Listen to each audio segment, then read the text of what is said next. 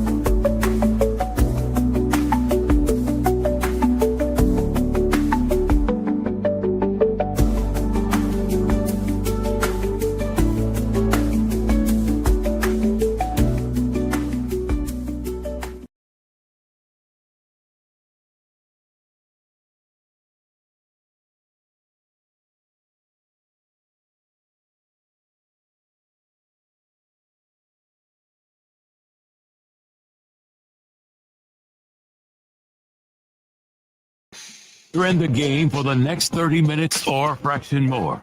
Thousands all over the world are dressed out, and yet only one man is ready to start. He played with Garnett and the Minnesota Timberwolves, with a career that started with the Indiana Pacers, and earned the NBA Head Coach of the Year with the Toronto Raptors. You hear him on Sirius XM Radio and saw him on NBA TV. And now, get the buzzer ready.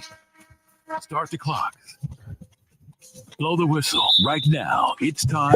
Welcome to In the Game. I'm your host, Sam Mitchell. Welcome. Don't forget to hit that like and subscribe button to In the Game Network. Hi there. How you doing, people? I'm your coach, Sam Mitchell. Welcome to another episode of In the Game. I'm here with my guy, my board ops guy, Nadi. I'm going to call him by his real Christian name, James Harmon, who his mother would appreciate. But here today, what are we going to talk about today? Also, don't forget again, hit that like and subscribe button. Also, don't forget, In the Game Network, every Monday, 1 p.m., the raw side of things with Sir Bam Bam, the raw side of things. Every Monday, and Sir Bam Bam gives you a different look at the things that are going on around us in today's society. But today, you know what we're going to talk about. You know what the buzz is on the street. For all the people, let me set the narrative. Shedeur Sanders is going to get to start the first preseason game. All the talking heads. It's a setup. They're setting him up. How do you start a guy who hasn't gotten first team reps, who hasn't gotten second team reps, who was getting third and fourth team reps? Shedeur Sanders on the quarterback depth chart is still listed after a great performance in week one, even though it's a preseason game. He's still listed as the fourth quarterback. And I kind of understand why the Browns are doing it. If I was the Browns, I would probably do the same thing. If I was the head coach, Kevin Stefanski, I would probably do the same thing, because what I need to do is lower the hype. What I need to do is take the air out of the ball. What I need to do is see how this young man is going to handle after everybody's kissing his butt, after everybody's praising him, like they should have, because he was strong. Look, let's set the narrative. I'm not going to say, Nadi, that Shedeur was set up, because anytime you're given an opportunity, it's on you to be prepared. I tell my son this all the time. You can only practice with the team for so many hours a day. What separates the good from the great and the good from making the team is what you do when no one's watching. Is what you do when you are alone. So to me, yes, Shedeur would have been set up. Is all he did is what the Cleveland Browns said he had to do for practice. If he showed up on time for his meetings, if he sat in there with the other quarterbacks and the coach and watched the film, if he went out on the floor and only took the reps that they handed him, if he didn't stay early, if he didn't come in early, from what I understand, Shedeur Sanders came in early, was one of the first to arrive in the building, and one of the last to leave, to the point to where he had a sore shoulder from throwing so much. How do you get a sore shoulder from throwing when you're getting fourth team and third team reps, when you're getting the fewest reps of all the quarterbacks? Let me tell you how. You come early and you stay late. Let me tell you how you don't look shook when you go out in the first preseason game, quote unquote, supposedly unprepared by the coach and the team. Think about some people. The coach's number one job is to prepare every player and their team to be ready to play. That's the coach's number one job, to prepare his team to play. There's a lot of people, and you can make the argument, because Shedeur didn't receive first and second team reps, he wasn't thoroughly prepared in their eyes. But let me tell you how you prepare yourself when the coach don't give you the reps, when there are no reps for you. You come in early, you stay late, but when no one's watching, you're watching film at home. You're in the playbook. You're advanced. And what I mean by advanced, even though the head coach or the offensive coordinator may have only given you this much of the playbook, I'm going to take it upon myself and learn that much. I saw a video with Bill Belichick talking about Randy Moss, who I know, who I had the fortune of living in the same area when I played with the Timberwolves. Randy Moss, everybody know how physically talented he was, but no one gave him credit for his intellect. Bill Belichick said the first day he met Randy Moss, the first thing Randy Moss asked for was the playbook. And Bill Belichick said, jokingly, well, Randy, you just got here, you just signed your contract. We're going to get you all that stuff. Randy Moss was like, no. Coach, you don't understand. I'm getting ready to play with Tom Brady.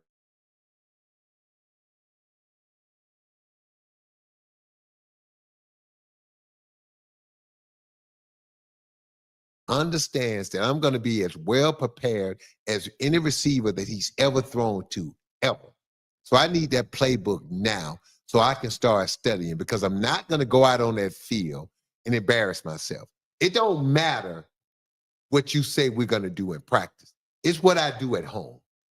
So Shedeur Sanders, coming from a football family, coming from Deion Sanders' loin, who understands football, Shedeur Sanders took that playbook home. And even though he was one of the last to leave, he studied that playbook. He prepared himself.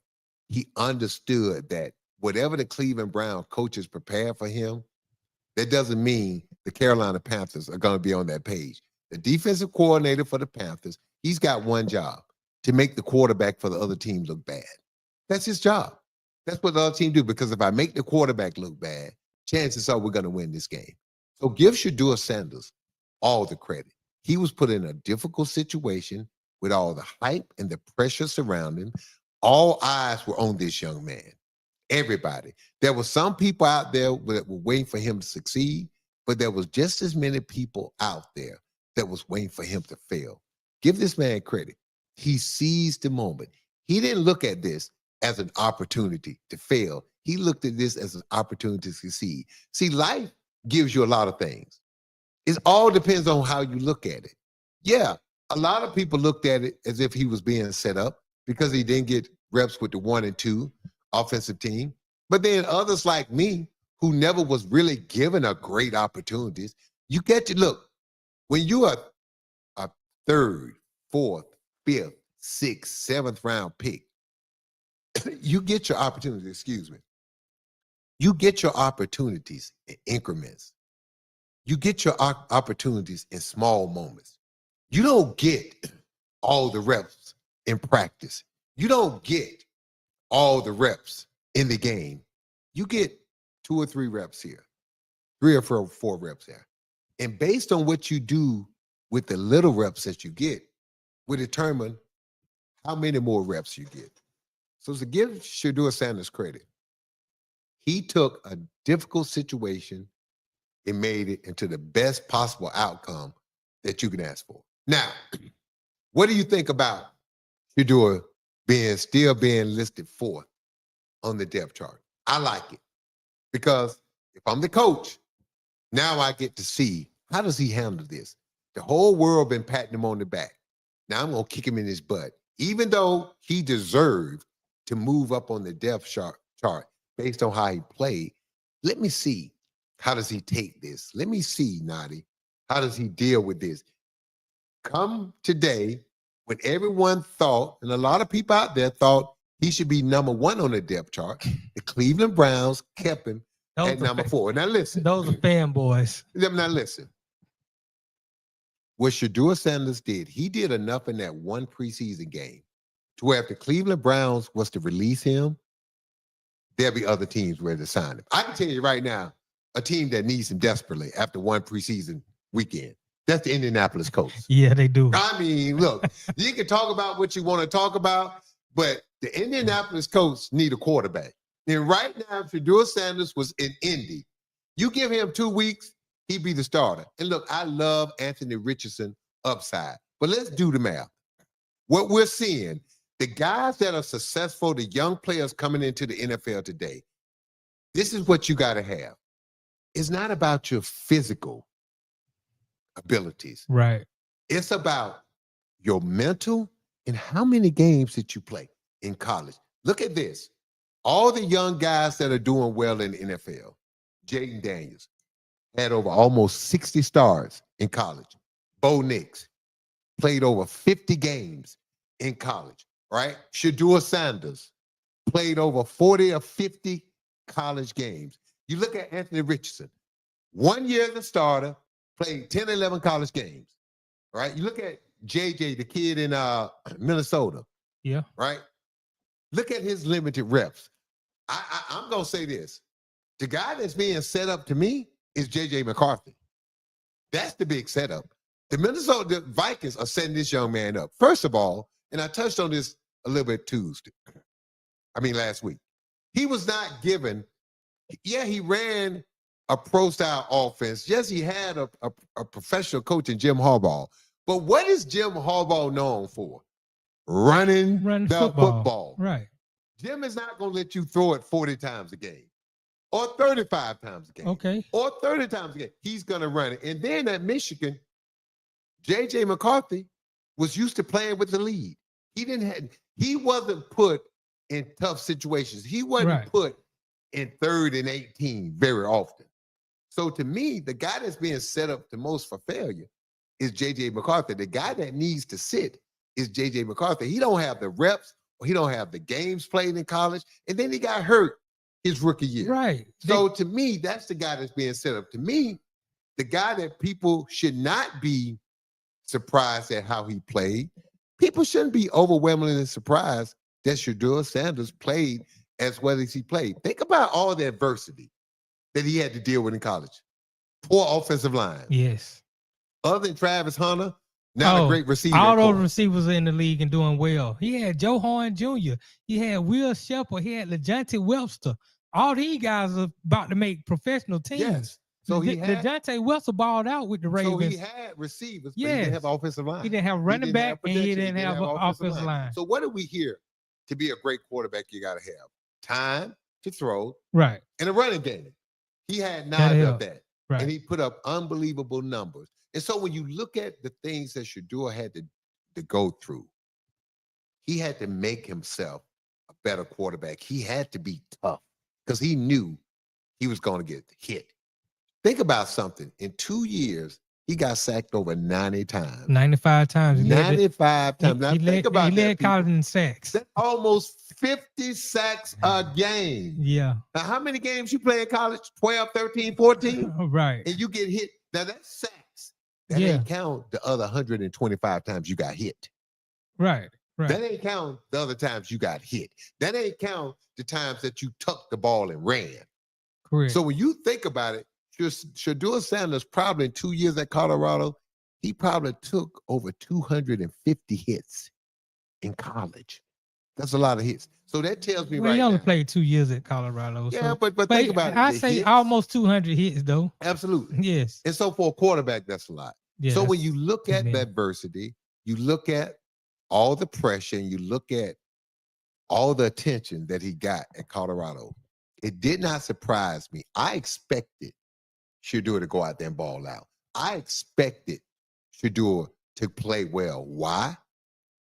That's all we've seen since he's coming to college football. At Jackson State, right, he was good. At Colorado, he was good. He's been good at every level. And then people try to talk about his arrogance.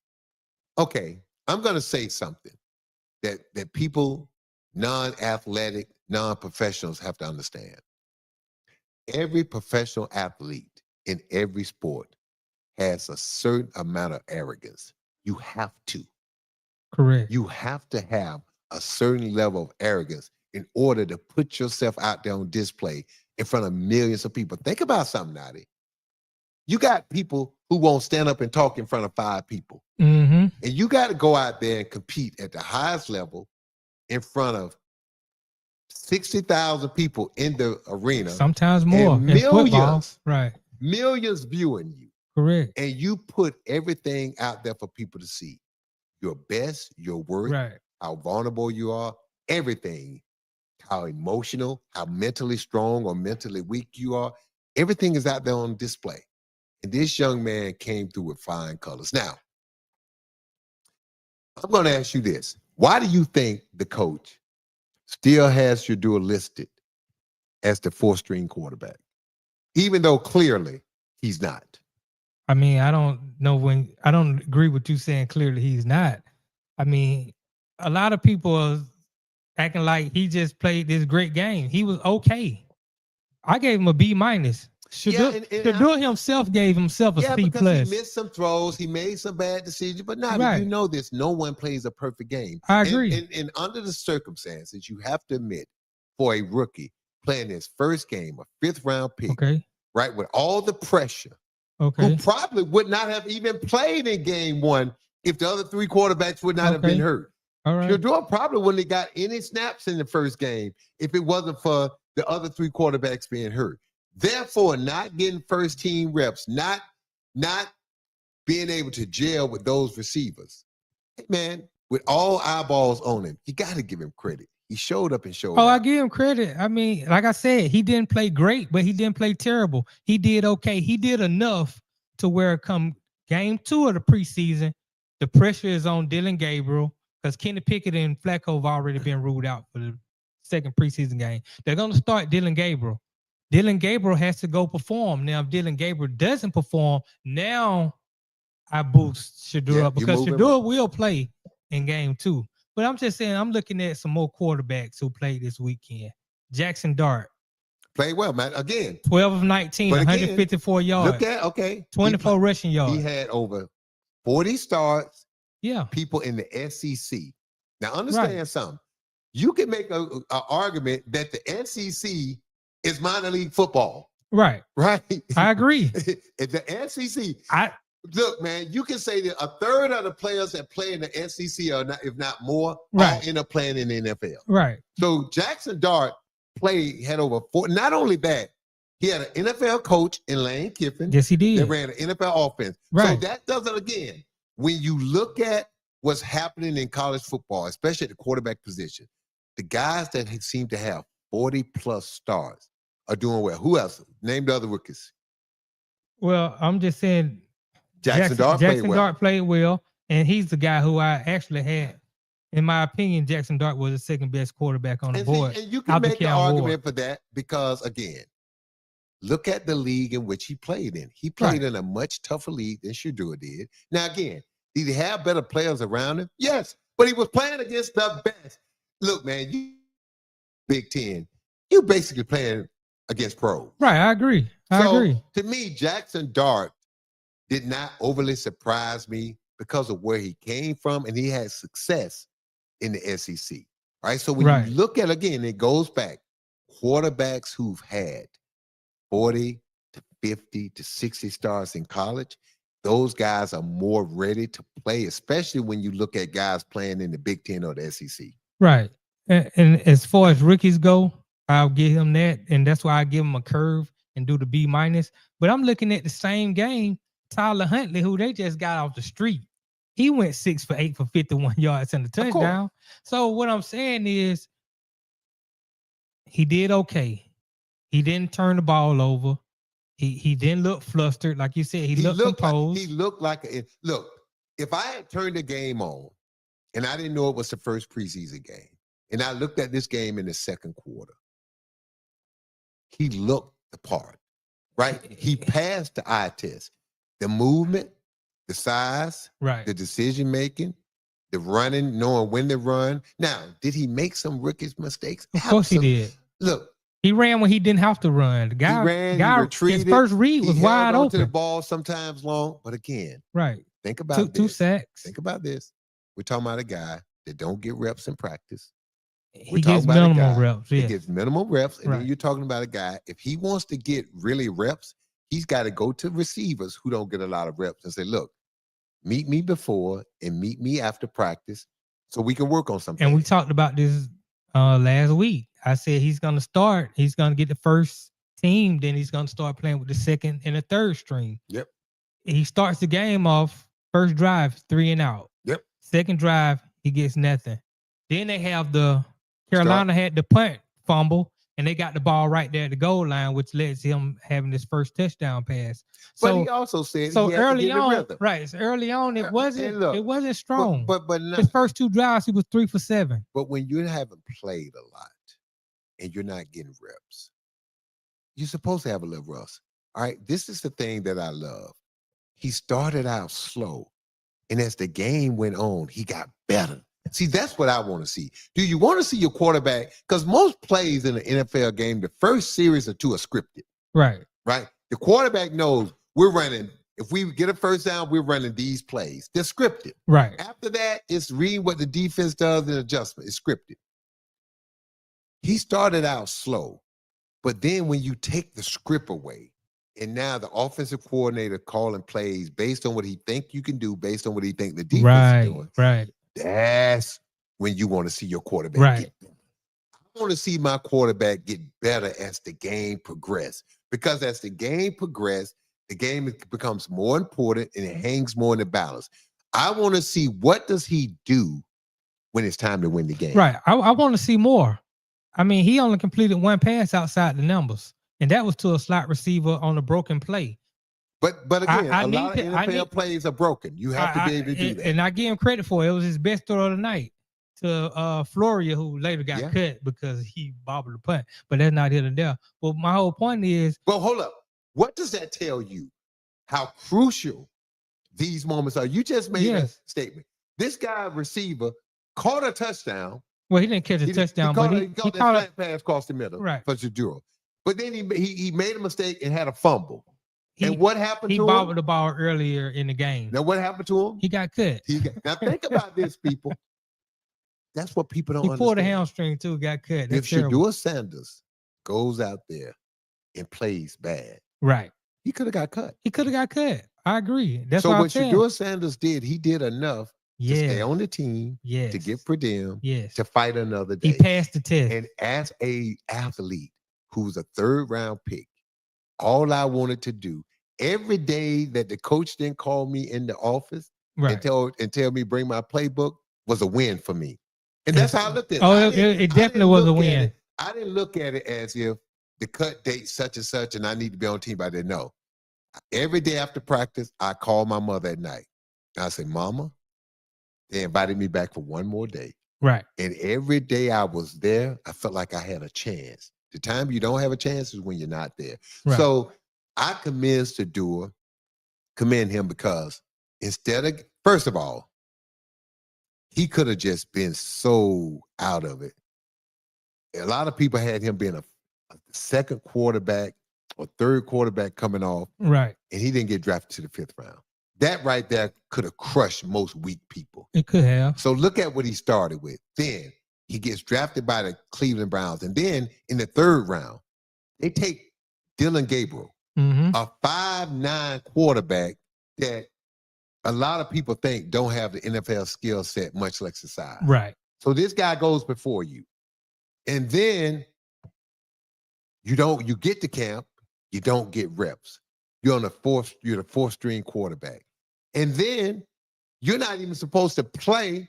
But let me tell you how things work out. Joe Flacco, Kenny Pickett, and Dylan Gabriel. Not only do they all get hurt, they all have a hamstring injury. Well, Joe Flacco is a veteran. He wasn't going to play. He wasn't going to play. They're going to give him an injury. So let's just say whatever you want to pick. Right. And you look at this guy, short week, gets the nod, gets the opportunity to play, and he handles himself well. Look. Yes, he did. He's earned the right to get first team reps because I would assume. I don't know about that. Listen to my point. If Joe Flacco is not going to play, right, and Kenny Pickett's not going to play. He's not going to play.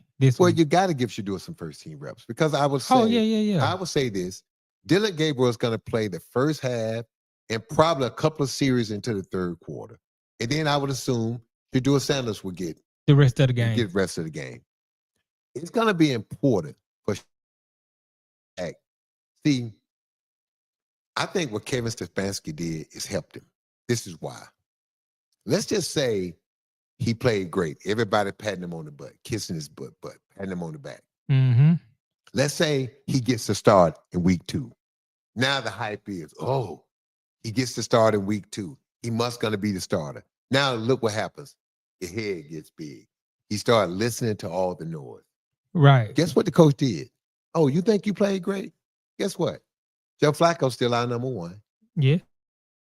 Number 2. Oh, by the way, we drafted this guy Dylan ahead of you in the 3rd round. So guess what, Shedeur? You're still number 4.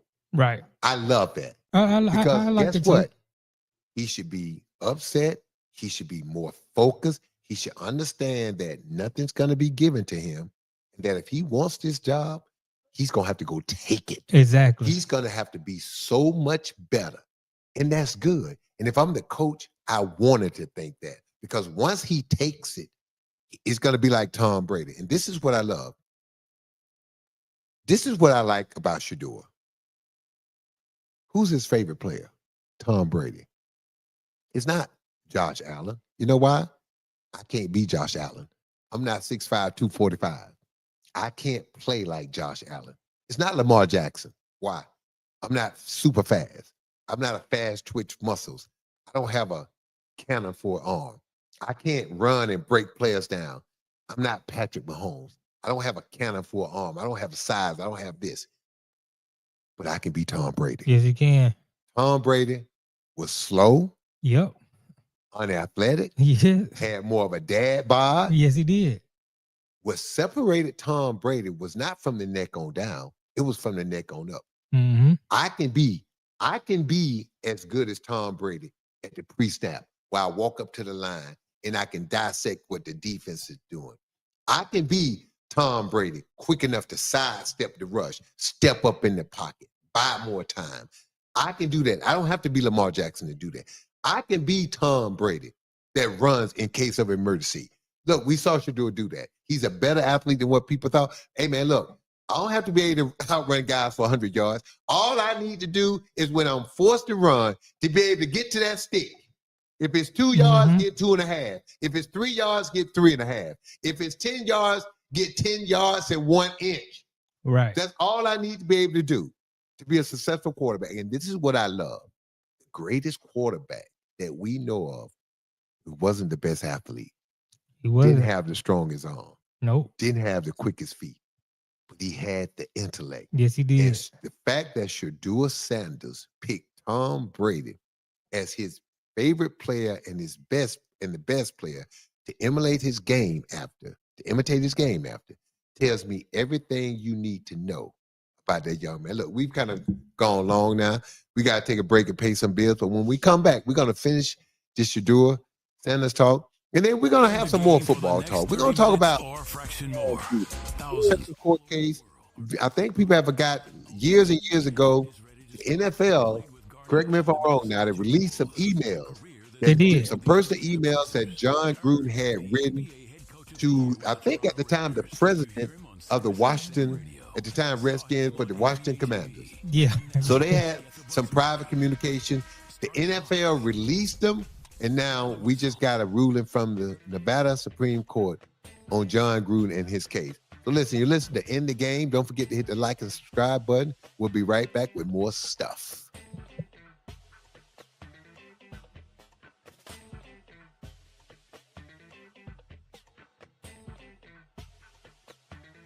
Sports fans of Real Talk and Hoops Insight, stay in the game with NBA legend Sam Mitchell. Now you can show your love for the In the Game podcast with exclusive merch from the In the Game online store. Coffee cups, caps, grab bold t-shirts, cozy hoodies, sleek thermal drinking cups, and more. It's all with that signature Sam Mitchell swagger. Visit InTheGameStore.com today and get in the game with Sam Mitchell, because it's more than a show. It's a lifestyle on the In the Game Network.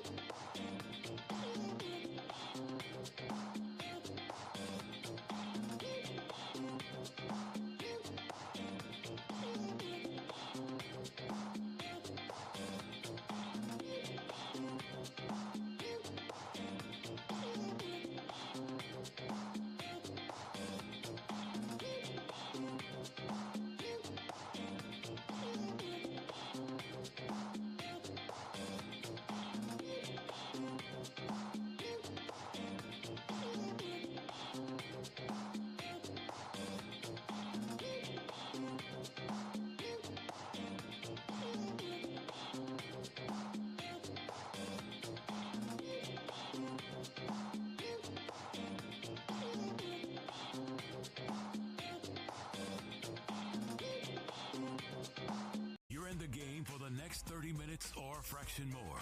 Thousands all over the world are dressed out, and yet only one man is ready to start. He played. All right. In the Game with former NBA coach Sam Mitchell is taking a break. We'll be back in less than 2 minutes. And we're back on the In the Game Network with Coach Sam Mitchell. Welcome back to the show. Welcome back to In the Game. I'm your host, Sam Mitchell. And as we teased, we talked about finishing up the conversation about Shedeur Sanders. Look, I'm okay with him still being fourth on the depth chart. I'm okay with, as the Cleveland Browns continue to put him in situations where you get to see how he reacts to things. It's a humbling experience when you walk in after playing an unbelievable game and getting all this praise, and you walk in the locker room, in the training room, and you look at the depth chart, and you're still number 4. And I love that, because if he's the young man that he's proven to be thus far, and that I think he is, he's going to use that as motivation and still understand. To your point, Nadi, I've just been okay. I can play a lot better. I can be a lot better. And I think Kevin Stefanski is doing the right thing. I think, look, the coach is not stupid. He's been around the NFL a long time. Right. He saw some things in Shedeur that he ain't seen in most rookies. He that was play the once way he coach played. of the year. Exactly. So he understands. And I'm the person that believe that he should have been given another chance. I think Steven Stefanski is a good coach. I think he understands offense. And I think a lot of times in coaching and organizations in basketball, football, and baseball, they're too quick to pull the trigger on a manager or a head coach because of what the fans think. Right. You have to understand there's a process in winning. And it takes time to develop a winning culture. And when you have lost year after year and you have decades of losing, no one person in 2-3 years going to turn around. Look, man, if you've been losing for 20 years, I'm going to just turn around and in 1 or 2 years going to change it. No. It's ingrained. And what people don't understand is more ingrained because the one constant with all this losing in most cases has been what? Ownership. Well, they got it. Jimmy Haslam probably been on the team now for about 8 years. Yeah. But Stefanski, I mean, Baker's second year in the league, he led them to the playoffs. Exactly. And they beat Pittsburgh. So he has a playoff win And under Cleveland his belt. shouldn't have came off of Baker Mayfield, right? Baker did some immature things. But that's what young players do. Yeah, but performance wasn't there. But not. Was subpar Hold up. too. It was good enough to get you to the playoffs. Yes, but Okay. you Now gotta hold be up. consistent. Look at all these teams. But again, he's young. Right. Look at I Baker agree. Mayfield today.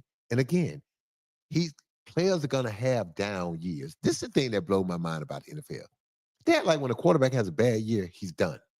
Everybody has a bad season. No one's gonna play great every year, every game. I agree. It happens. And then you're going through things, different things, on and off the field. And so look at where Baker Mayfield now. Think about this. Baker Mayfield now is considered one of the top 10 best quarterbacks in the NFL. I wouldn't put him top 10, but a lot of people do. He's a top 15, 12, 15. He's a top 12, 15 if you're quarterback. top 15, that means you're better than the other half of the league. Yes, that means you're pretty darn good. I agree. Okay, and he's on his fourth team now. Yeah, but it took that for people to realize, and it took that for him to mature. So again, we in management jumped the gun. I'm going to say this. They went and got Deshaun Watson. Look, who at the time was an MVP candidate who was as good as anybody in the league. Right. So that goes to show you when your head ain't on right. Right. Your game ain't I gonna read be reports earlier that Deshaun Watson is working out and he's rehabbing and he's scheduled to be back at some point during the season. But this is the what question, call do you make? Well, look, he's under contract. If he's ready to play, if I think he's my best option, yeah, but this is the thing with Deshaun Watson. Can you trust him? Do you feel like you have confidence in him? Has the team, it's not about has the coaches moved on, has his teammates moved on? Out of sight, out of mind. I agree. The best ability is availability.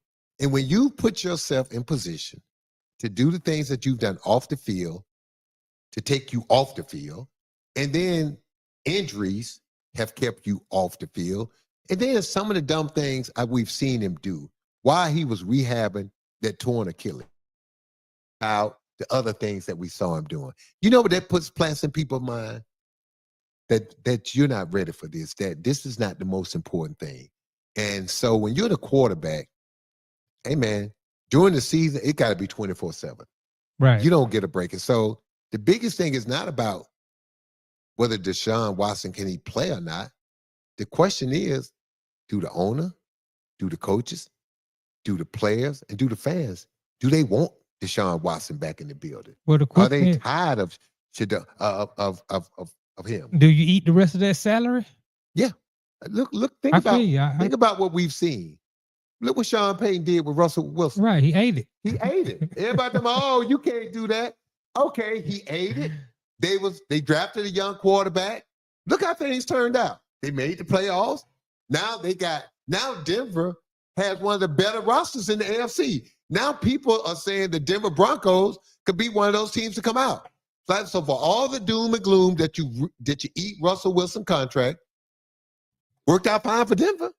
So if you look at Cleveland right now, if they eat it, Shedeur Sanders might be the quarterback that they found in the 5th round. And guess what? Cleveland, and this is what's crazy. But see, this is what people need to understand. You don't want if let's say you want Shedeur to be that dude to win the job. You don't want Shedeur to go 12-5. No. You got 2 first-round picks. It's undetermined what those picks can be. So think about it from this standpoint. Let's say Shedeur proves he's an NFL starting quarterback. And let's say the Browns win 6 games. Mm-hmm. But Shedeur put up good numbers to prove, you know what? He's ready. And let's say with 6 wins, we still have the number 1 pick. One of those first-round picks still turn out to be number 1. And we have another top 10 pick or top 15 pick. Now, if we don't need a quarterback, and for all those teams that do, we just talked about the Indianapolis Colts and all these other teams that need quarterbacks. Guess what I can now do in a class where everybody thinks this quarterback class is deeper? Guess what I can do with Cleveland now with that pick? I can trade it. Yeah. So I can trade that pick. I can get 2 or 3 young players and 2 or 3 more picks. So now think about this. I can set myself up in next year's draft where I can have an abundance of high picks and future first-round picks if I don't need to use those 2 first-round picks to get a quarterback, right, if Shedeur Sanders works out. So think about if you're the Cleveland Browns. Man, you should be hoping with everything in your being that what you saw in the preseason game 1 with Shedeur Sanders is legit. Because if it's real, think about what I can do. We can go from winning 6, 7 games in Shedeur rookie season to being a team, if we draft right and use free agency right, we can go from being a team on the outside looking in to that team that could be an NFL contender. Let me say this. It can happen overnight in the NFL. It can. If you get that quarterback situation straightened out. It can. Let me say this. I watched Colorado football. I'm a Deion Sanders fan, so Colorado is my team. I watched every game. Now, I'm an SEC guy. I'm a Georgia guy. But the SEC. I pulled but you weren't born in Georgia. Yeah, I was born in Georgia. Okay, well, I we just ain't gonna don't count. root for Georgia. Yeah, because I understand. I got to pass there. But Shedeur, I root for him. I don't want him to be a good quarterback. I want him to be great. I want him to be an all-time great quarterback. With that being said, when I talk football, I talk with objectivity. Who to say Cleveland doesn't want to see Dylan Gabriel come out here and be great and show that he's the quarterback? Well, they took him in the 3rd round. Of course, they want him. Look, you want your draft picks to show up and show out. You want them to play well. All right. So I'm not sitting here saying that Cleveland is hoping Dylan Gabriel play good or bad. I'm indifferent. Obviously, if I'm in Cleveland, I want him to play well. But guess what? It don't matter what I want. Right. What matters is what happens on the field. That's what matters. So right now, I can check the box. We made a great pick in the 5th round with Shedeur Sanders. So I can check that box. Now we're going to find out in the 3rd round, did we make a great pick? We're going to find out. So let's say Dylan Gabriel plays well. So this would be a great problem to have. A 3rd round and a 5th rounder. We trade Kenny Pickett or we release him. We start the season with Joe Flacco. They just traded for Kenny Pickett. Come up, man. Look, dude, one thing I've learned about the NFL, until you get the quarterback situation right, you don't have a team. Right. I don't care if You're right about that. A guy that sacked the quarterback 35 times. I don't care if you got a cornerback that had 15 interceptions. I don't care if you got a left or right tackle that don't give up a sack. If you don't have a damn quarterback that can play, you're not going to win. Now, let me phrase that. We've seen teams win Super Bowls with average quarterback play. We've seen it. We saw the Baltimore Ravens do it. We've seen other teams do it. But it don't happen often. No, you got to have a top 3 defense. You gotta have an all-time great defense. And he better be a great game manager. Yes. So there's still some things. So that being said, of course, if you're Cleveland, the best scenario for Cleveland would be for Gabriel and Shedeur to continue to play well, for Joe Flacco to start the season, and then at some point to turn it over to either Dylan or Shedeur. Right. I agree. Let those guys so you can see, because at some point, even with Joe Flacco, you need to turn it over to those young guys and let them get reps and let them and look. This year for Cleveland is finding out, do we have a quarterback on the roster? Correct. We know we got a defense. We know we got Miles. We know we got defenders.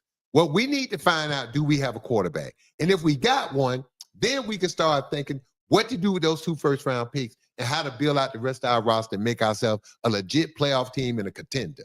But if we don't have a quarterback, then we got the 2 picks and need to figure that out. So this year is all about one thing in Cleveland, figuring out the quarterback situation. And that's period. And that's where I sort of disagree with you, because you can't waste another year of Myles Garrett. You can't waste another year of Denzel Ward. These guys want to win now. That's why they brought Flacco in. They want to win now. Okay. Now, I agree with you. That's the problem. So you're going to put a 40-year-old statue back there. For this 1 year? Okay. Because they're trying to win now. Okay. Let me ask you a question. But I agree with your assessment. I'm just looking at how Cleveland looking at it. What are the odds that Joe Flacco going to finish the season up right? He 40. I don't. And he wasn't the most. I give him a 15% chance. There you go. When he was 30, he wasn't the most elusive guy. Right. And this is the problem too with them older quarterbacks, them tough guys. They stand in there and take licks. Yes. And you know the NFL. When you get old, people used to. I say this all the time. The older you get, the less you want to get hit. Right. In any sport. When I got into my late 30s, 38, 39, I'm still playing. Man, I couldn't take them hits like I used to. Right. You know, I used to get hit with an elbow or get hit with a body shot and just shake it off and didn't even think about it. I got hit now. When I turned 38, oh no, I felt that the next day and the day after. So older quarterbacks don't want to get hit. I only say that as to say that no matter how good Shedeur or Dylan Gabriel perform, they're not going to cut Joe Flacco unless these guys perform so well that they believe that they can help this team win right now. Start the season, the first 4 or 5 games, and then you can start divvying up the minutes and playing time to those guys based on what they do in practice, based on what they do. But to me, this is what this should be about the rest of the preseason. Who's going to be Joe Flacco backup? And who's going to get the first nod when you decide to sit him or you decide to give him a game off? Right. See, if I was used this season, look, Myles Garrett is fine. Mm-hmm. He's the highest paid non-quarterback in the league right now. Right. He ain't unhappy. No, he getting his cheddar and his cheese. So he's okay. So look, and Myles Garrett understand this. We're not wasting a season. We're not wasting a season if we found out we got a quarterback in this year's draft and we can use our draft capital next year to fill out this roster. Think about what Cleveland can do, people. I'll say it again.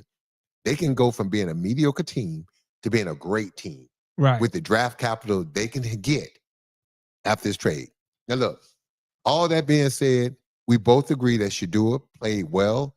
We both agree that Shedeur gave himself an opportunity and a chance to play in the next preseason game.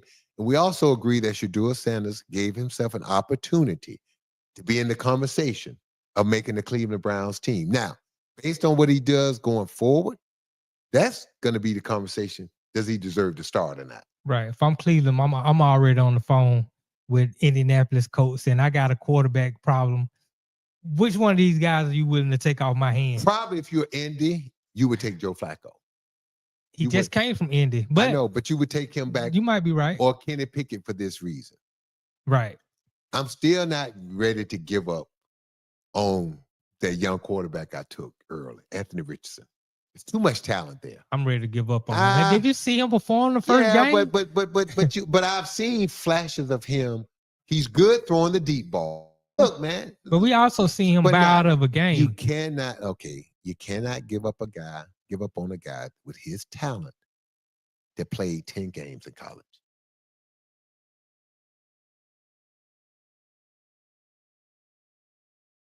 Not the Rams, but the Chargers. Who did they bring in? Trey Lance. That's right. And Trey Lance, now think about this. Trey Lance is only 25 years old. Right. He's a freak of an athlete. Okay. All right. He's been sitting and watching. And what we've seen, you learn because you mature.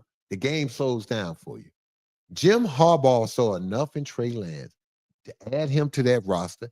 He don't need him to play. But think about it. If my quarterback stay healthy this year and I get him and I keep him in my system, and he's working in practice and he's learning. One day when I do, think about it. Dude, to have him, if he can turn out to be your backup quarterback, Trey Lance, look at all the things you could do with a physical specimen like that. And think about this. Think about the packages. He can hold a clipboard. Think about some of the packages I can put in down near the goal line. I don't want to get Justin Herbert hurt. I can roll out him and he can run it and he can throw it. He's good enough to do that. And think about the pressure. So I'm just saying, when you have a quarterback like Anthony Richardson or some of these other physical guys, okay, there's packages and things that you could put in that creates more work and more time for your opponents, especially those DCs. That's all I'm saying. Don't give up on a guy that's 6'5", 235 pounds. That's a rock. Yeah, they got a guy in New Orleans who played just like that. Taysom Hill.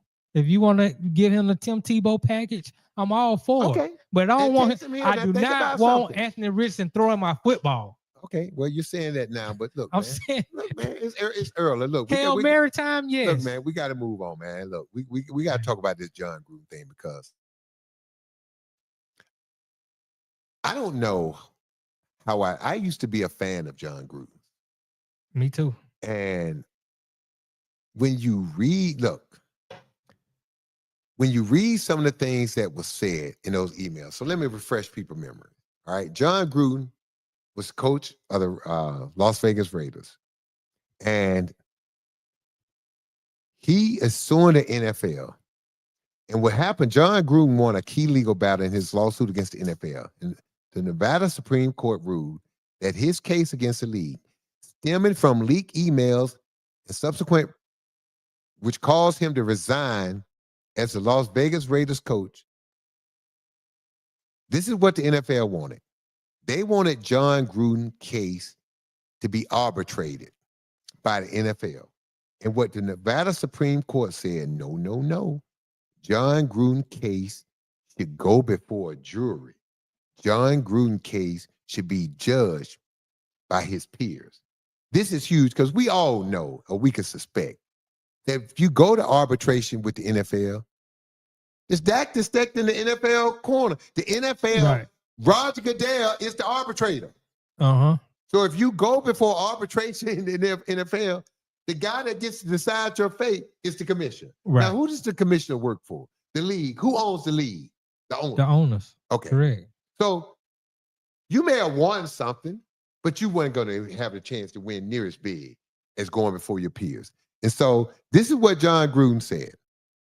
The core of the case revolves around emails sent by Gruden during his time as an NFL commentator, which contained racist, homophobic, misogynistic language. These emails were leaked during an investigation into the Washington Commanders.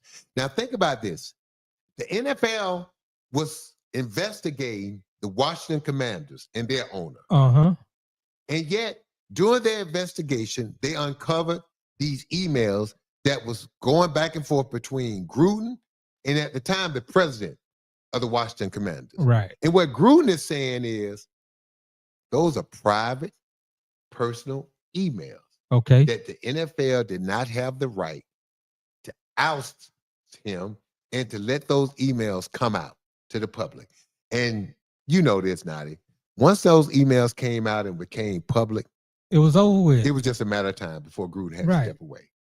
So is Gruden trying to recoup the money? Because remember, Mark Davis had just gave him a 10-year, $100 million contract. Of course, he's trying to get. He's suing the NFL. He's trying to recoup the money, and he's trying to get more money because what he's saying is those things should have been private. And according to Nevada Supreme Court, they're also saying that. All right, and this ruling is significant because it's giving Gruden more leverage in settlement talks. So this is what I think going to happen. The NFL is going to want to move away from this. The last thing, if you're the NFL, that you want to be talking about is what? Racism? Right. Homophobic, misogynist stuff. That's the last thing in this day and time that you want to be talking about. The NFL does a great job of marketing to everybody. The NFL does a great job of marketing to everyone. And so when you look at what the NFL and what they're about, I can say this, Nadi. I think the NFL was waiting to see how the Supreme Court of Nevada was going to rule. Now that that ruling has come down, I think we're going to see a settlement. I think for the NFL to start negotiating with John Gruden, because think about it. Do you really? John Gruden is wrong for the things that he said in those emails. Correct. But a lot of people say stuff in emails that they think is private that no one else has never seen. So this is what I'm asking you. Put yourself in the shoes of one of those jurors. Would you want everything that you text or in emails? Would you want everybody, the public, to see it? I agree with you 100%. There you go. Now I'm just saying. Now think about it. We all would be labeled as something or this or that. Right. If people had access to everything that we've emailed or text. Right. Right? You we right. all ain't none of us. You right. You catch anybody on the bad day, right. there's no telling what come out their mouth. Right? I agree. Now, does that determine who and what you are as a person? Yes, no. it does. Now I read something. I read a quote one time. Do you want to be judged on your worst day of your life? Listen to me carefully.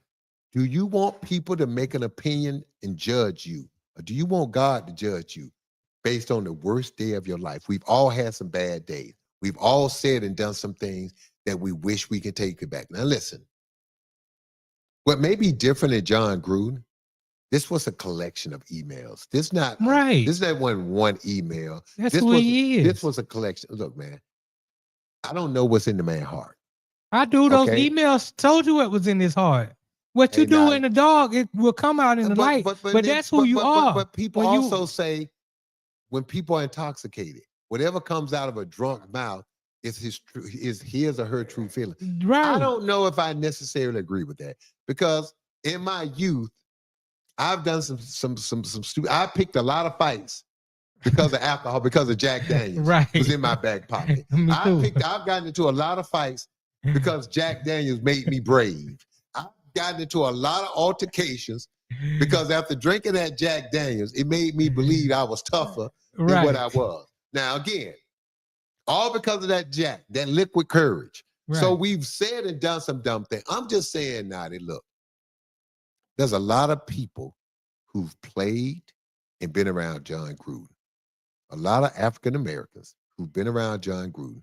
And to this day, we're vouched for him. I want that same energy to be. I agree with you. Don't get me wrong. I agree with you 100%. I just want that same energy and consistency to be used for Donald Trump and the Epstein files and all this. I agree, but listen, but this is not about John Gruden as a person. We all have a right to feel how we feel about him. To me, the question is, did the NFL or does anyone have the right to show your private emails? I don't think so. I don't believe so. That's the case. I agree. So if that being said, and you agree with that, John Gruden is in a pretty good position. Think about this. Let's go back. Look what happened to the owner of the Los Angeles Clippers.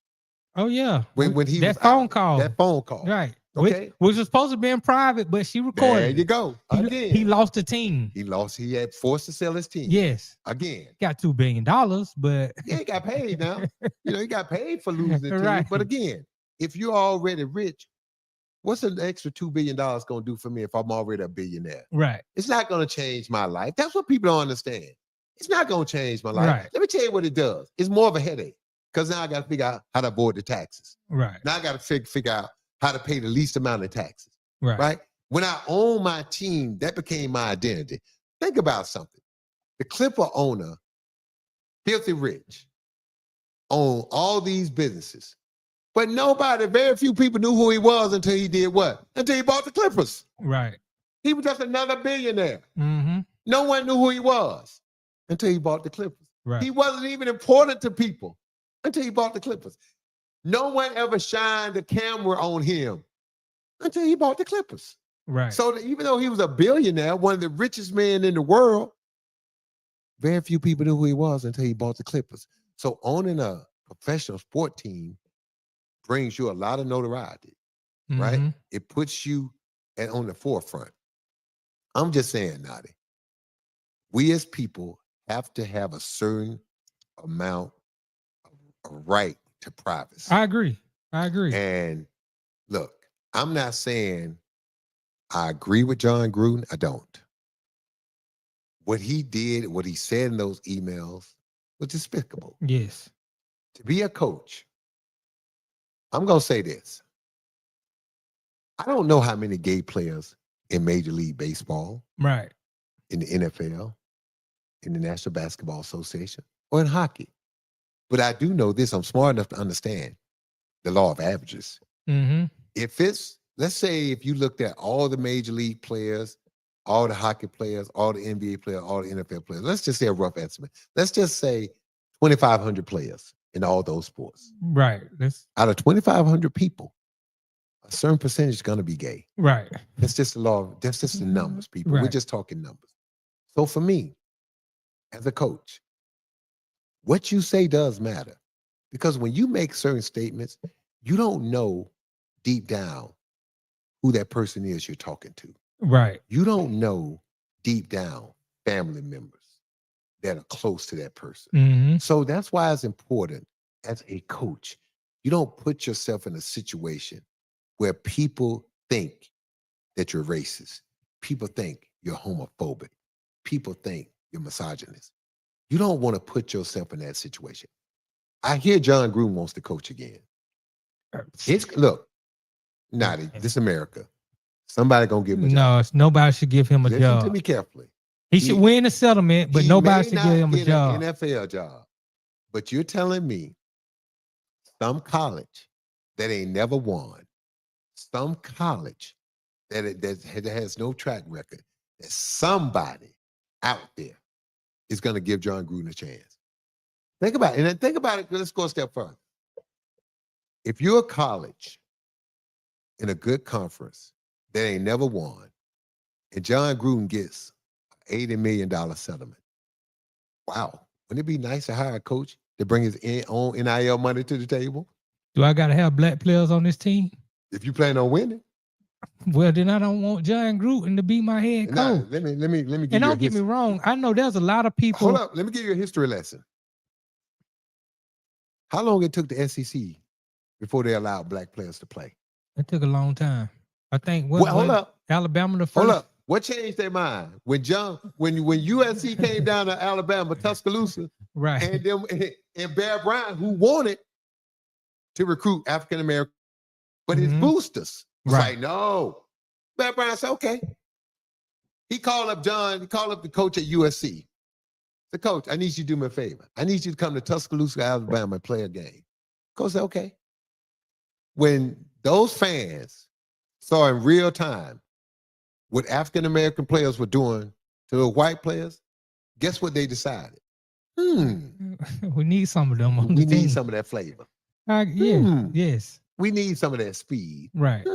And now look at today. Now that in 1981, when I graduated from high school, one of my closest friends, 2 years older than me, was the #1 quarterback in the state of Georgia. Clemson, Michigan, all the teams in the Midwest was recruiting him. All the SEC schools told him they wanted him, but he had to change position. Now, because of pressure, he went to Georgia. Herschel Walker was there. And he ended up playing in the NFL. But guess what position he switched to? What's the position when they don't want to play your quarterback? What's the next position they put you at? Cornerback, DB. Right. Safety. So my friend ended up playing 4 or 5 years in the NFL as cornerback, had a good career, but then 6'3", 220.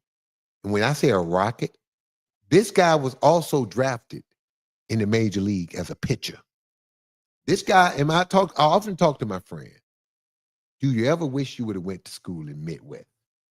And I believe he'll never say it because he went to Georgia, graduated from Georgia and doing well in the state of Georgia. But I have to believe there's a part of him that would have liked to know, could he have been an NFL quarterback? He had the arm, he had the intellect, he had the size, he had all the tools, but he didn't get the opportunity because when he went to Georgia had Herschel Walker. They didn't need a quarterback to throw it 25 times a game. Mm-hmm. They had Buck Bellew who threw it 10. They just turned around and gave the ball to Herschel Walker.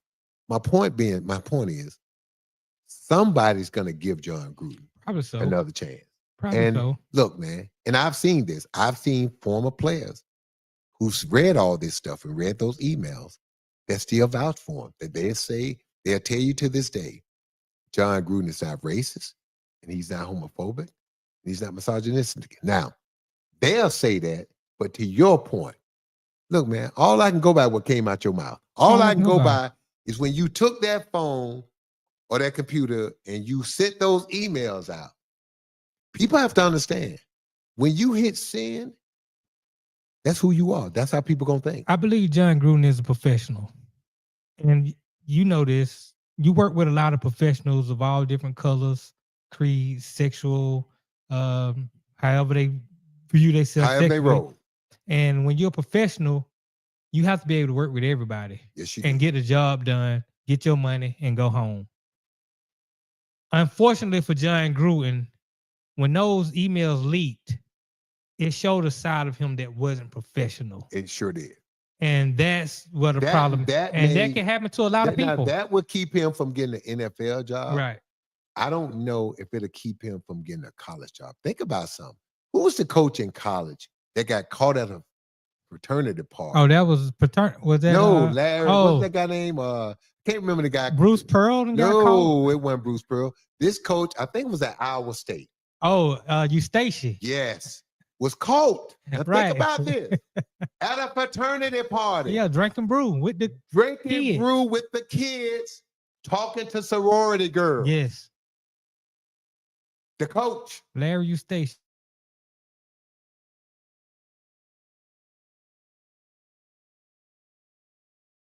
On the back of the motorcycle, crashed and ran off. Now it was what was the guy? It wasn't Paterno, it was Petrino. Bobby Petrino. Bobby Petrino. Say it right now. You can't be called You're right. Bobby Petrino. And that's apology to Paterno. Yes. Did he get another job? Yes, he did. Coordinator. Yes. May not got another head coach, job coordinator. Right. So now that my point is this. There's going to be a desperate team out there that when they look at John Gruden will make the rounds of apologies. He's done that. Mm-hmm. He will continue to apologize. Right. But somebody out there that need a coach is going to get. You're probably right. Somebody going to give him a chance, man. Look, we got one more segment. Before we got one more thing. Look, we got to take a break here, pay some bills. But look, and don't forget to hit that like and subscribe button to In the Game Network. And don't forget every Monday at 1 o'clock, like the raw side of things with Sir Bam Bam. Yeah, we're going to take. We got to talk about one more thing. This is going to blow your mind. Okay, come back. All right. We're going to take a break, pay some bills. We're going to come back with more stuff. You listen to In the Game. I'm your host, Sam Mitchell.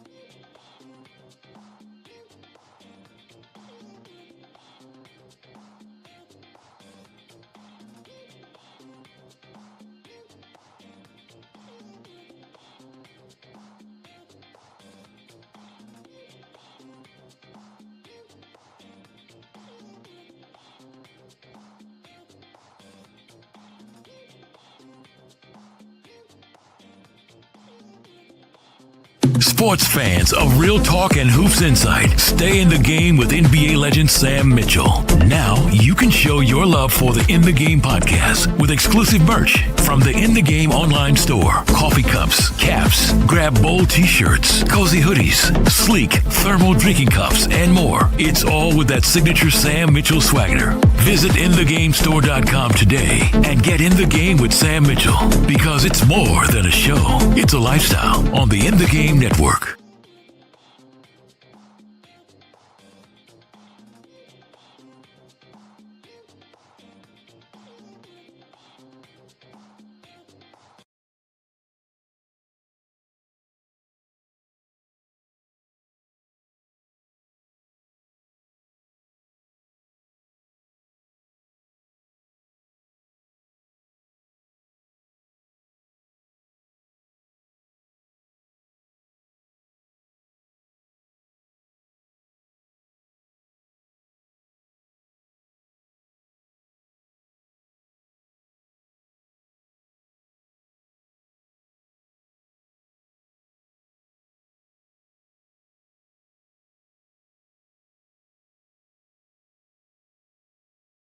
Not allowing this moment, but accepting this moment to be more.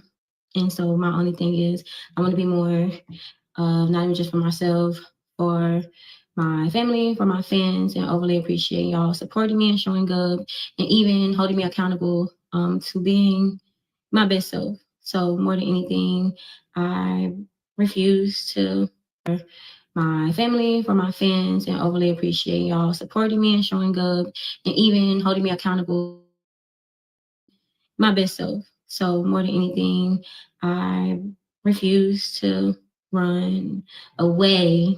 But not refuse to run, but I refuse to run away, but face everything that comes to me head on because everything on the other side is greater. But you got to go through in order to get there. So I'm Sha'Carri, y'all. I appreciate y'all. And one love, much love. And y'all be blessed. Welcome back to In the Game. That was Sha'Carri Richardson, the track star, U.S. Olympian. I think you all are aware the incident that was caught on the camera, security camera at the airport. I don't know which airport she was in. She was in the airport with her boyfriend, and they looked like they were going somewhere, Nadi. And they get into an argument, and she gets physical. You can see on camera shoving him into the wall. Did she throw a couple of blows at him? Did she put them hands on him? Putting hands on. She throw headphones in it. Yeah. Now and look. First of all, I want to give a boyfriend credit. Christian Coleman. He showed what a real man does. I've been watching videos when women have been aggressive with men and even been physical, and men have turned around and laid them out. And the comments that I'm reading have been shocking. Over 90% of the comments are in favor of the guy laying a woman out. Look, man, I'm not saying in this world of equal opportunity. Right. But I'm still kind of an old school guy. Me too. My father raised me, you don't put your hands on a woman. Right. Now, if a woman attacks me, I would like to think at my size and my strength, I can subdue her and hold her off or get her off me in a manner where I don't have to be as physical as throwing punches at a woman in her face. That's the thing. I was always taught, as a man, you walk away. Now, I've been in a situation when I was in junior high, a young lady attacked me. Mm-hmm. Her and my sister got in a fight. I broke the fight up. And as I was walking away, she started hitting and punching and kicking me in the back. Right. And it was down the street from my house. And when I turned around and my father saw that look in my eye, she was about to get the business. And my father yelled my name. You better not hit that girl. Even though she earned it, because she hit me, she punched me several times and kicked me several times in the back. Mm-hmm. And I was livid. And I wanted to put some hurt on her. Right. But my dad reminded me of, one, would you want someone to hit your sister or your mother like that? And I said to my dad, well, Dad, why don't we teach my sister don't act like that. Right. My mother don't act like that. And I didn't understand at the time, but my dad made me understand the physical attributes that a man, that you have to be careful where you hit a woman. You know, you can hit a woman or kick a woman in a place that can hurt her, that can cause her not to be able to reproduce, to have children. It's a lot of things, but I'm just saying it's a lot. There's a place a woman can hit you. Yeah, but my point is this. Right, I get your point. I was just raised. Now, that's how I was raised. So I want to commend the young man on not being physical back. I'm not happy with her. First of all, you said something off air. The manner in which you mess up is the manner in which you need to make up. You did this publicly to your boyfriend. To call him your friend or someone you care deeply for? No. Right. Why don't you call him by name? First of all, I want to apologize to my boyfriend, who I care for deeply, who I love deeply. To do that to him, for that to be caught on video, it's embarrassing. It was none of that in that Second, statement. I want to thank him for showing his true love for me and patience for not knocking me out. Right. Because he could have laid me out. And there's nothing I or anyone else could have done about it because I was wrong. So that's, I would have liked to have heard, to hear her start with that. Right. And then last but not least, she did take accountability for her actions. But I just felt like she doesn't understand what she did to this young man. She took a lot of people could say she tried to take his man.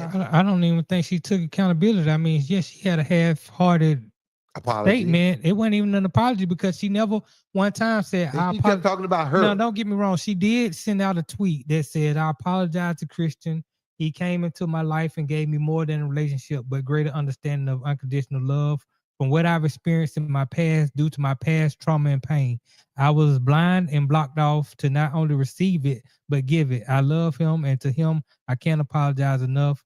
My apology should be just as loud as my actions, honestly louder. To Christian, I love you. I'm sorry. All right, don't type that. Don't send that in the tweet. I agree. Say that publicly on, the way camera. you just said all that other stuff publicly. That's my only thing. If look, the same manner in which you mess up is the same manner in which you have to make up and fix it up. And what I mean by that, if you embarrass me in public, that means your apology needs to be two. It needs to be private, right, one-on-one, and then these public. Before we go now, I'll give you a quick case. As a coach of the Raptors, I went after one of my players who was sitting on the bench. I felt like he didn't work hard. I felt like at 6'11", 250, he had an opportunity to make us a physical, better basketball team, and he didn't. So I called the guy out publicly. Okay. Wayne Emery made me understand, even though I was right in my frustration, I was wrong in the way that I did it. Mm-hmm. I called the player into my office, sat him down, and I apologized. And I apologized to him. And then when we walked out on the floor, walked out on practice, I called the team in. I apologized to him again in front of the team. Then after practice, when the media scrum came around, guess what else I did? I apologized to him, to the media. And he came to my office. He said, Coach, I'm cool. You don't apologize to me. I said, young man, the manner in which I made the mistake is the manner in which I need to correct it.